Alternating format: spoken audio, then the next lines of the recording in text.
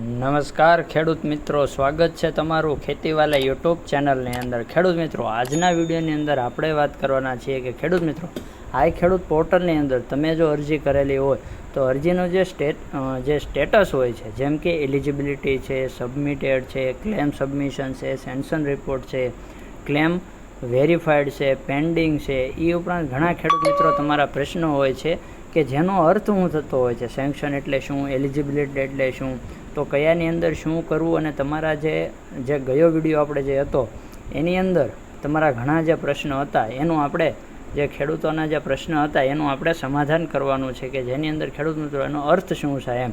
એટલા માટે ખાસ આપણે એક વિડીયો બનાવેલો છે. જો આપ આ ચેનલમાં નવા હોય અને આવા જ ખેતીને લગતા અવનવા ઉપયોગી વિડીયો મેળવવા માગતા હોય, યોજનાઓની માહિતી મેળવવા માગતા હોય તો જરૂરથી આપણી ચેનલને સબસ્ક્રાઈબ કરવાની ભૂલશો નહીં અને તમારા મિત્રોને જરૂરથી શેર કરી દેજો. તો ખેડૂત મિત્રો, આજના વિડીયોની અંદર જે આપણે સૌપ્રથમ વાત કરીએ કે જો જોવા જઈએ, પ્રથમ વાત કરીએ તો આ એક ભાઈનો કોમેન્ટ છે કે ક્લેમ વેરીફાઈડ એકમાં એમ બતાવે છે. તેનો મતલબ ક્લેમ વેરીફાઈડ એટલે ખેડૂત મિત્રો, તમે જો સેન્કશન આવ્યું હોય એની અંદર તમારા જે ડોક્યુમેન્ટ અપલોડ કર્યા હોય ને તમારા જે તે આપણા જે એરિયાના તાલુકામાં જે હોય છે ગ્રામ સેવક, એના દ્વારા તમારા જે ડોક્યુમેન્ટ વેરીફાઈ થઈ ગયા હોય ને ફાઇનલ ઓકે હોય એટલે કે રેડી છે, જેમાં કોઈ ભૂલ ન હોય તો તમારું ક્લેમ વેરીફાઈડ થઈ જતું હોય છે. જો એની અંદર ભૂલ હોય તો એ તમારે જે છે આપણે એની અંદર ક્વેરી આવતી હોય છે. ત્યારબાદ એક બીજા ખેડૂત મિત્રની જે છે કોમેન્ટ આવેલી હતી કે જેની અંદર ખેડૂત મિત્રો એવું હતું, આપણે જે છે કે વેરિફિકેશન બતાવે તેનો મતલબ ગ્રામ સેવક વેરીફાઈ ઓકે કર્યું કે હા, એનો અર્થ એવો થાય કે વેરિફિકેશન બતાવતું હોય એટલે વેરિફિકેશન થતું હોય છે. જો ક્લેમ વેરીફાઈડ આવે તો એની અંદર વેરિફિકેશન થઈ ગયેલું છે, એનો અર્થ એવો થતો હોય છે.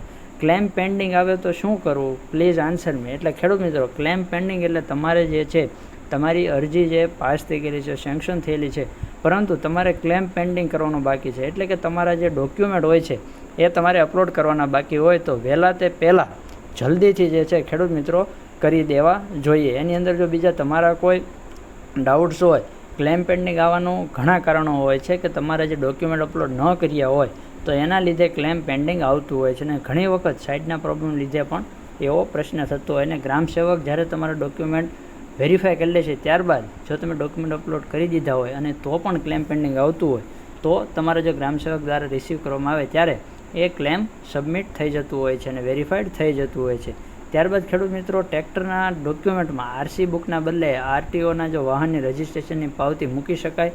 ટ્રેક્ટરના ડીલર દ્વારા એવું કહેવું છે કે આરસી બુક આવતા વાર લાગશે. તો હા ખેડૂત મિત્રો, જો આરસી બુક આવી જઈએ કેમ હોય તો એ જ મૂકવી, નહીં તો તમે જે આરટીઓની જે રજિસ્ટ્રેશનની પાવતી છે એ પણ મૂકી શકો છો. અને તમારા જો ગ્રામ સેવક તમારા ટચમાં હોય તો ખાસ એને પણ તમારે આ વાતની જાણ કરવી જરૂરી છે. અને જો કદાચ ન ચાલે તો ખેડૂત મિત્રો, એ તમારી ક્વેરી ટુ ફાર્મર કરીને તમારી જે અરજી છે એ ફરીવાર રીઓપન થશે ને એની અંદર જે આપણે જે જરૂરી ડોક્યુમેન્ટ છે એ ફરીથી તમારે અપલોડ કરવાના રહેતા હોય છે.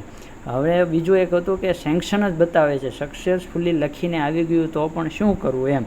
ઘણીવાર ખેડૂત મિત્રો, તમે તમારા ડોક્યુમેન્ટ અપલોડ કરી દીધા હોય તો પણ સેન્કશન બતાવે, પણ ખરેખર તમે જે ડોક્યુમેન્ટ છે અપલોડ કરી દીધા હોય તો તમારે કોઈ ટેન્શન નથી. તમારા ગ્રામ સેવક દ્વારા જે ડોક્યુમેન્ટ જોઈને વેરીફાઈ થઈ છે ત્યારે ઓટોમેટિક જે આપણે સેન્કશન છે એની જગ્યાએ તમારે જે છે તમારા વેરીફાઈડ, ક્લેમ વેરીફાઈડ એવું તમારા બતાવશે. અને કોઈ ખોટા ડોક્યુમેન્ટ અપલોડ થઈ ગયા હોય તો ડિલીટ કેવી રીતે કરવા, તો ખેડૂત મિત્રો ખાસ જ્યારે પણ તમે ડોક્યુમેન્ટ અપલોડ કરતા હોય તો તમારે ખાસ એનું ધ્યાન રાખવાનું છે કે બીજા કોઈ ડોક્યુમેન્ટ અપલોડ ન થાય. અને બીજી વાત એ કે તમારે 6 થી 7 ડોક્યુમેન્ટ અપલોડ કરવાના હોય તો ખાસ એનું એ ધ્યાન રાખવાનું કે બધા જે ડોક્યુમેન્ટ છે એક આરે અપલોડ થયા બાદ જ નીચે જે સબમિટનું ઓપ્શન હોય છે એનું આપવું. જો તમે એક અપલોડ કર્યા પછી 2-3 અપલોડ કર્યા પછી તમને એવું હોય કે આટલા સબમિટ કરી દઈએ ત્યારબાદ બીજા અપલોડ કરશું, પણ જે તમે સબમિટ કરશો એ તમારા કાયમી સબમિટ થઈ જશે. એટલા માટે તમારે જે 7 ડોક્યુમેન્ટ કે 8 ડોક્યુમેન્ટની જરૂરિયાત હોય એ એકી સાથે લઈને એક વાંચીને જે ફ્રન્ટ સાઇઝ હોય, બેક સાઇઝ હોય એ રીતે વેરીફાઈ કરીને જ અપલોડ કરવાને. જો તમે તે વખતે જો તમારી ભૂલ થઈ હોય તો તમે ત્યાંથી રિસેટનો ઓપ્શન આવતો હોય છે, પરંતુ એકવાર જો નીચે સબમિટનો ઓપ્શન આપી દીધા પછી તમે ફરીથી એને અપલોડ કરી શકતા નથી. એટલા માટે 7 ડોક્યુમેન્ટ અપલોડ કરવાનું હોય તો એકી સાથે 7 અપલોડ કરવા અને સાથે સાથે જોઈ લેવું. અને જો કોઈ ભૂલ હોય તો રિસેટનો જે ઓપ્શન હોય ત્યાંથી તમે રિસેટ પણ કરી શકો છો. અને તો પણ છતાં જો ભૂલ થાય તો તમારા ગ્રામ સેવક દ્વારા તેને ફરીથી તમને રિવોક કરવામાં આવશે. ક્વેરી ટુ ફાર્મર કરીને જે ઓપ્શન તમારે આવશે એની અંદર જે તમારી ભૂલ હોય એ તમારે સુધારો કરીને ક્વેરી રિસ્પોન્સ એવો જે આપણે ક્લેમ સબમિશન આવે છે એની જગ્યાએ એવો ઓપ્શન આવશે. એની અંદર તમારે ફરીથી એ અપલોડ કરવાના રહેતા હોય છે. સેન્કશન બતાવે છે તો શું કરવું? તો ખેડૂત મિત્રો એની અંદર તમારે સેન્કશન બતાવતું હોય તો તમારી અરજી જે છે એ મંજૂર થઈ ગઈ છે અને તમારે જે છે તમારા ડોક્યુમેન્ટ જે તે અરજીમાં જે ડોક્યુમેન્ટની જરૂરિયાત હોય એ તમારે અપલોડ કરવાના રહેતા હોય છે. મારી અરજીમાં ક્લેમ સબમિશન બતાવે છે એટલે શું? એટલે ખેડૂત મિત્રો જો તમારે ક્લેમ સબમિશન બતાવતું હોય તો એ પહેલાં તમારું સેન્કશન આવ્યું હશે, એની અંદર તમે ડોક્યુમેન્ટ અપલોડ કર્યા હશે, ત્યારબાદ ક્લેમ વેરીફાઈડ થયું હશે, ક્લેમ સબમિટેડ થયું છે, ત્યારબાદ આખરી જે છે ક્લેમ સબમિશન એનો ઓપ્શન આવતો હોય છે. ને એ ઉપરાંત તમારા જે ડોક્યુમેન્ટ જો તમારે જમા કરવાના બાકી હોય તો તમારે ગ્રામસેવક અથવા તમારી જે બાગાયતની છે ખેતીની ઓફિસની અંદર જે છે તમારા ડોક્યુમેન્ટ જમા કરવાના હોય છે. અને જો એમાં ક્વેરી હોય તો એ તમારી ફરીથી આવતી હોય છે. અને ત્યારબાદ બીજો એક સવાલ હતો, ક્લેમ સબમિશન પછી શું કરવાનું હોય છે? બીજું કોઈ કરવાનું હોય? ક્લેમ સબમિશન તરત ડોક્યુમેન્ટ જમા કરવા પડે? ખેડૂત મિત્રો તમે જ્યારે ક્લેમ સબમિશન પછી આપણે થઈ ગયા પછી એ એક પ્રોસેસ છે, ત્યારબાદ પેમેન્ટની જે છે અલગ પ્રોસેસ આવતી હોય છે. ક્લેમ સબમિશન થઈ ગયા પછી તમારા જે ડોક્યુમેન્ટ હોય એ તમારે જે તમારી પૂર્વ મંજૂરીમાં તારીખ આપી હોય એ સમયગાળાની અંદર તમારે ખેડૂત મિત્રો જમા કરી દેવા જોઈએ. મારાથી ડોક્યુમેન્ટ ભૂલથી બીજા ડોક્યુમેન્ટ અપલોડ થઈ ગયા છે તો એને ડિલેટ કેવી રીતે કરવા? ખેડૂત મિત્રો અગાઉ આપણે જે વાત કરી એ જ રીતે તમે જે ખેડૂત મિત્રો એકી સાથે લઈને બેસવાનું અને તમારે જે છે એક સાથે જોઈને ભૂલ ન થાય એ રીતે તમારે અપલોડ કરવાના રહેતા હોય છે. બીજું, હવે પાછું ક્યારે આવશે સબસિડીવાળું? એટલે ખેડૂત મિત્રો બાગાયતની છે, ખેતીવાડીની છે, હાલ અત્યારે યોજનાઓ જે આપ જોઈ શકો છો એ પ્રકારની યોજનાઓ જે છે ચાલુ છે. ત્યારબાદ હવે જે યોજનાઓ છે એ આપણે માર્ચ એપ્રિલની અંદર આવતી હોય છે. ક્લેમ સબમિશન પછી શું કરવાનું? પછી ખેડૂત મિત્રો તમારા જો ડોક્યુમેન્ટ જમા કરવાના બાકી હોય તો તમારે જમા એ કરવાના રહેતા હોય છે. ત્યારબાદ ઝટકા મશીનમાં ડોક્યુમેન્ટ અપલોડ કરવા જીપીએસ કેમેરામાંથી ક્લિક કર્યા ન હોય તો ચાલે? ખાસ ખેડૂત મિત્રો એ રીતનું હોય છે જ્યારે આપણે જીપીએસની કેમેરાનો અપલોડ કરવાનો રહેતો હોય છે કે જેની અંદર લેટિટ્યૂડ એલ્ટિટ્યૂડ આવતું હોય છે, એટલે જે તે સ્થાનના લોકેશન સાથે લેવાનું હોતું હોય છે. ત્યારબાદ પાવર ટિલરમાં કેટલી સબસિડી મળશે? તો એની અંદર ખેડૂત મિત્રો પાવર ટિલરની અંદર સબસિડી વાત કરીએ તો સામાન્ય જાતિના ખેડૂતો માટે 8 HPથી વધુ માટે 40% અથવા 45,000 બેમાંથી જે ઓછું હોય તે, અનુસૂચિત જાતિ અને જનજાતિ માટે 50% અથવા 60,000 જે બેમાંથી ઓછું હોય તેની સહાય મળતી હોય છે.